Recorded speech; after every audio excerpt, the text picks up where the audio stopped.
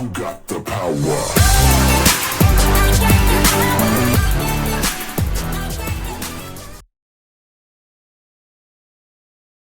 Welcome to the 6th tutorial on Theme D. We will be looking at modern ways of voting, the pros and cons of political parties using social media, and how emails, texts and petitions can be used. Digital democracy means the use of online methods to support election campaigns and voting. Estonia, a member of the European Union, has been using the internet for voting since 2007. In 2015, a third of votes were cast online. This system is much cheaper than a paper-based election. However, Estonia uses electronic ID cards for their system, which have been rejected in the UK. Another thing to consider is if lots of people were voting at once, it could cause the system to crash. Also, hackers might disrupt the election. Political parties may use social media to try and engage more people. Can you think of the pros and cons for doing this?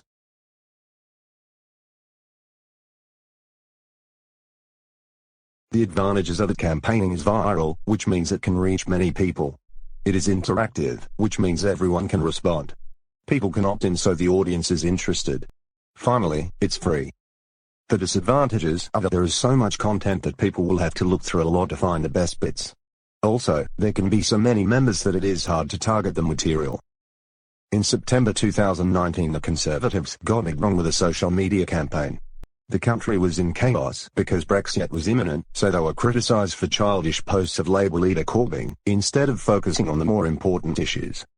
Many parties use emails and texts to connect with potential votes. They must get your permission first. No. They shouldn't send too many though, as people will get bored and stop reading them.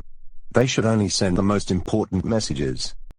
In the UK, political parties are not allowed to advertise on TV, but they are on the internet. Before elections, parties publish images and videos showing the best things about their party and criticize their opponents. And it's cheaper than TV adverts. Political parties can measure how many people are interested in their campaign by looking at the number of retweets and likes. They can also learn about issues that matter to the voters. Young people usually have the lowest turnout, but digital campaigning can get them more interested.